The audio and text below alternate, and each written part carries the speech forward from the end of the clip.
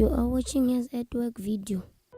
The word the Lord gave us in Hands at Work to encourage us for 2017 comes from Romans 12 verse 12 and 13. Be joyful in hope, patient in affliction, faithful in prayer. Share with God's people who are in need and practice hospitality. Today I want to speak to you about be patient in affliction. I love the way Eugene Peterson puts it on the message. Don't quit in hard times. Last week I was in Zimbabwe and I went to one of the most favorite people I know on this planet. A grandmother who lives high in the mountains in Honda Valley. Her name is Gogo Esther. I've known Gogo and Esther for years because she's such an inspiration to me. As I sat with her last week and she shared with me, she's still caring for one of her grandchildren. But Gogo Esther is in her 80s now. And the last year was a tough year for her.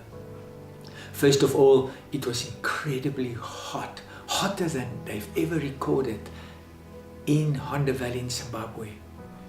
And then the drought came. So it was so hot that Gogo Esther could hardly go out in the field to prepare the field. And eventually when she did go out, the drought was there and she had no idea if she would have any harvest at all. But then by God's grace the rain came and it rained and she could see the harvest growing in front of her. Gogo Esther every year has got less and less energy to weed, and so there are lots of weeds strangling the maize now, and our harvest is getting smaller and smaller every year. And she shared with me that she only harvested a fraction what she always harvests. But you know, as I sat with Gogo Esther and I said to her, tell me Gogo, how are you doing? There was just this unbelievable content face that I saw as she said to me, in the midst of that, God is so good. The grandchild Farai that she cares for goes to our care point every day where she gets a big plate of food. She brings some food for Gogo at the end of the day. Esther is visited every day or at least a number of times a week by our care workers. She said, I'm loved. There's food. In spite of all these times, God is good to me. Wow, it's always so hard for me to hear that from Gogo Esther because I wanted to complain. But she's so patient in that hard times. Of course, we read about that all over the Bible. One of the most amazing chapters in the Bible is Hebrews 11. I call it the art gallery. You can walk through Hebrews 11 and you can read about all these amazing people. Ordinary people actually. People like Noah and Abraham and Sarah and Joseph. People that faced massive challenges. And yet, in the midst of that, they found patience to wait for a promise that seemed to be far in the distance. We read about Israel that faced a sea in front of them and a hostile army behind them. Yes, we read about people that somehow can go through that valley. When we have the privilege in the 21st century to still work in Africa, to work in communities where there are people like Gogo Esther, there are three things that we learn about to be patient in tough times. The first thing and the most important thing we learn is that Jesus is so amazingly patient with you and me. I thought about it this morning. He's always giving us another chance. He's just always patient. Always believing us when we say we're sorry and we want to start again. His patience are just amazing.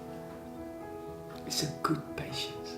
It's a patience that's like an undeserved sour just pouring over us. Secondly, because of this amazing patience that God shows us and continue to show us. Remember, He's always a God of second chances. Because of that, you and I can actually go now and do that to others. We can show that incredible patience and sacrificial giving to people that need it as much as we needed it when it was given to us. Of course, it must cost us. Yes, we embrace that cost. Even though our flesh don't like that, we say, yes, I want it to cost me, because I've got a glimpse how much it cost Christ and continue to cost him to just show me that incredible patience. So we want to show that to those who've got no hope. And we want to bring hope to people like Gogo Esther. And we want to show her the same level of patience. But thirdly, when we dare to do that, and especially when we dare to go and visit them, and we hear their story, and we see their lives, it inspires us. It inspires us, and it burns deep in our hearts that when we go through those tough times, that we can have the same level of patience that we see in them. As I watch Gogo Esther, and she's in her 80s and no food security, many challenges, yet there's a contentment that she believes that God will redeem at the right time. It's the same thing we read in Hebrews 11. All those people waited patiently for the right redemption at the right time. I cannot think of a better verse to give you in conclusion than the very verse that follow Hebrews 11, where we just read about these amazing people. And we know these amazing people in the communities we work. Just listen to Hebrews 12 verse 1. Therefore, since we are surrounded by a great cloud of witnesses, let us throw off everything that hinders and the sin that so easily entangles. Let us run with patience the race marked out for us. To run with patience is to accept what is happening around us and to have a deep confidence that Christ will redeem at the right time. We believe it for the people that we work and serve, and we believe it for our own lives. Have patience and do not quit in hard times. I want to thank you that you dare to be patient with me, and together that we bring this hope where it's tough, that we do not quit in hard times when we stand with people that we know so well. Thank you for doing that.